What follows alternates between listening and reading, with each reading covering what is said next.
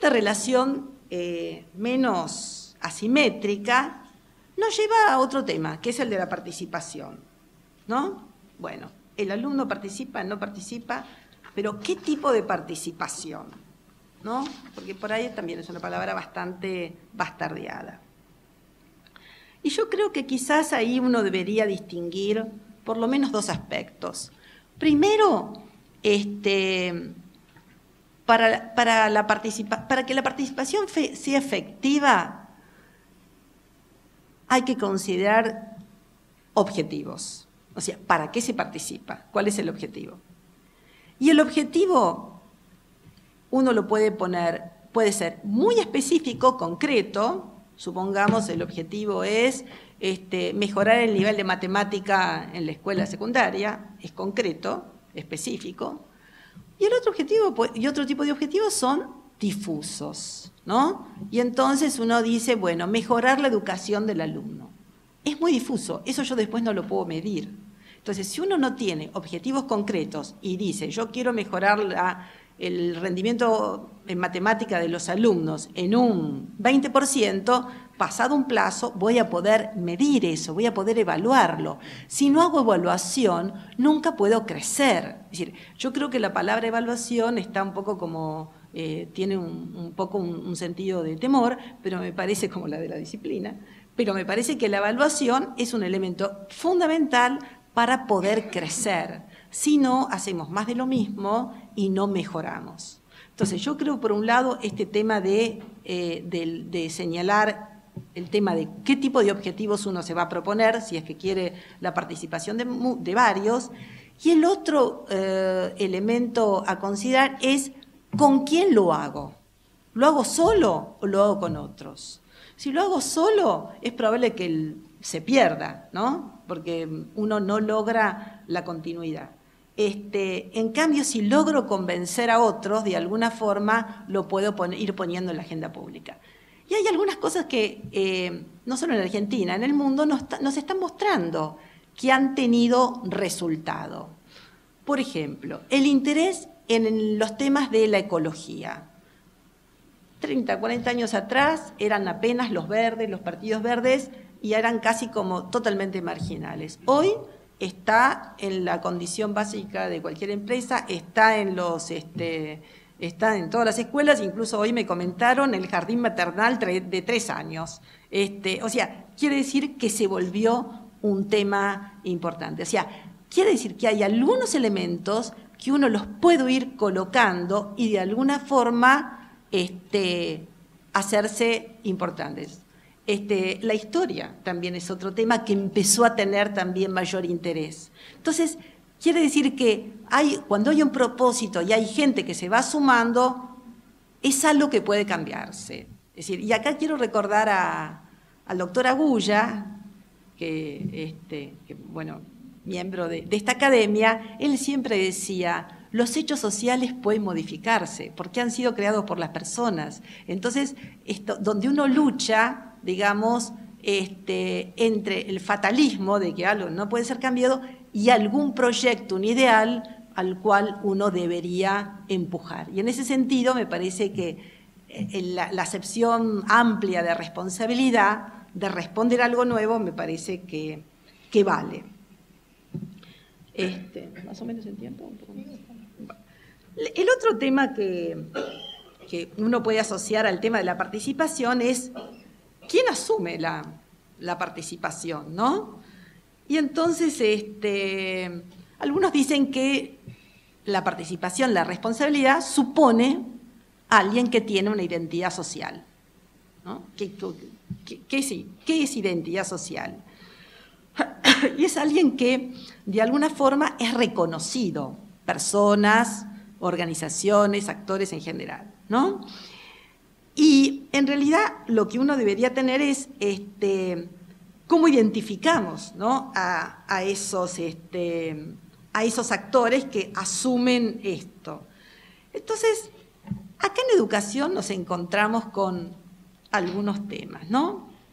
Por ejemplo, los antropólogos hablan de identidad social, bueno, como la capacidad de, como uno se reconoce y es reconocido por los otros. hay transformaciones en la identidad, y algunas transformaciones ellos las llaman alternación. Son aquellas que son previsibles. Bueno, una persona es niño o adolescente, adulto, son transformaciones previsibles. Pero hay otras que ellos llaman conversión o transformación radical, son aquellas que implican una transformación total, un cambio total como de la identidad. Por ejemplo, supongamos de cambio de una persona, de un laico a un religioso, ¿sí? O de una persona, un civil, a un terrorista, donde hay una transformación total, para ponerlo exageradamente, de los valores y las concepciones, ¿no? Entonces, en el área educativa nosotros nos estamos encontrando seguramente con transformaciones que no son del tipo de la transformación radical, pero sí que superan las de la alternación, porque el docente que hoy tiene alumnos no son los alumnos prolijos del delantal blanco, sino que hoy luchan con un contexto de conflictos, incluso pensemos en lo más simple, en su apariencia, ¿no? Es decir, hay una cantidad de elementos que se han incorporado a la estética, podemos llamar, de los alumnos, que son totalmente nuevos, y que hay una gap entre los docentes y los alumnos. Hay una distancia. Así como hablamos de una distancia digital, yo digo también hay una distancia estética, ¿no? No porque el docente no la comprenda, sino porque está lejos de sus propias convicciones y quizás tiene que hacer un esfuerzo más grande para comprenderla, ¿no? Entonces eso, y además el alumno no es tonto, el alumno se da cuenta de ese tipo de cosas. Entonces falta la sintonía, ¿no? Ese elemento emocional capaz de generar relación humana que de alguna forma pugne, articule y promueva mayor desarrollo. Son más preguntas que respuestas. Entonces, uno se pregunta, bueno, ¿qué favorece la participación? ¿Qué favorece eso de que haya esta relación entre alumnos, docentes, directivos, profesores, comunidad? Me acuerdo de algún colegio que una vez contaba que, ya hace bastante tiempo, que hacían las fiestas de 25 de mayo en la calle e invitaba a los vecinos del lugar. Va generando la comunidad, digamos, la escuela es parte de, ¿no? Y en algunos barrios de Washington, los barrios pobres de Washington, también involucran a los vecinos para que en esas escuelas pobres los vecinos, por ejemplo, colaboren en el aprestamiento de salud de los chicos cuando son pequeños, de forma tal que el chico esté bien preparado para que encuentre a primer grado. Es decir, asegurar que ve bien, que oye bien y que cuando lleguen a los primeros grados esté en condiciones. Y eso lo hacen con los vecinos, no lo hacen ni con los padres, que a veces no pueden, sino generando esa ampliación del lugar. Entonces, ¿qué favorece la participación? Y bueno, primero que haya confianza. Es decir, y hay que aprender a construir confianza de unos y otros, ¿no? Es decir, no que haya esa distancia, sino generar nuevas formas de confianza. Algunos llaman a confianza esto capital social, discutible, pero en general esa idea de que son cosas que se comparten y que generan confianza. El otro elemento es algo así como un elemento de, como decíamos antes, de trabajar para otros y con otros, y una idea de servicio, una voluntad de servicio. Por eso está bastante bien cuando en las escuelas y en otros ámbitos se organizan gente de distintas, incluso categorías, para hacer una actividad voluntaria. Y también este tema de analizar las propias experiencias.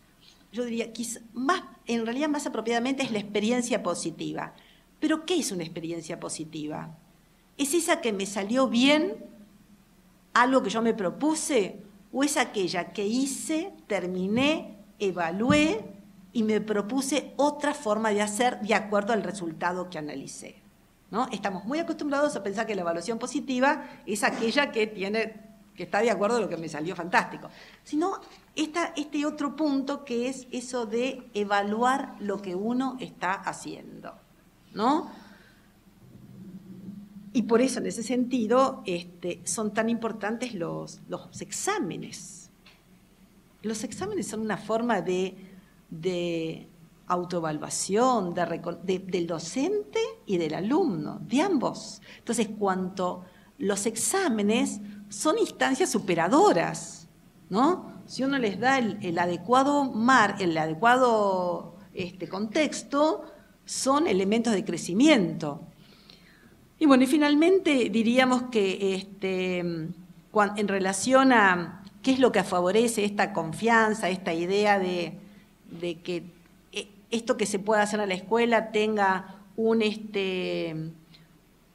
resultado satisfactorio para la comunidad en general, es que cuando se generan estos roles de participación en un marco de confianza, generalmente cuando hay confianza, algo muy básico, disminuyen los conflictos, porque hay capacidad de diálogo y no de enfrentamiento. El diálogo implica poder escuchar, poder ceder, ¿no? Como decía alguien, en la mesa del diálogo lo primero que hay que dejar son las renuncias, de forma tal que uno, ¿no? Aquello que tengo mi idea, la puedo, en vez de ser blanco o negra, la puedo poner en gris.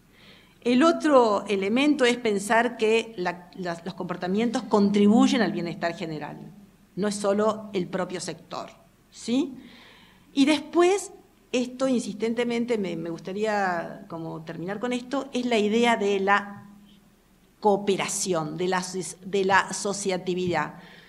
Esta idea de multiplicar grupos de pertenencia, porque en las ciudades cada vez más grandes, estas megalópolis, la gente se siente muy sola.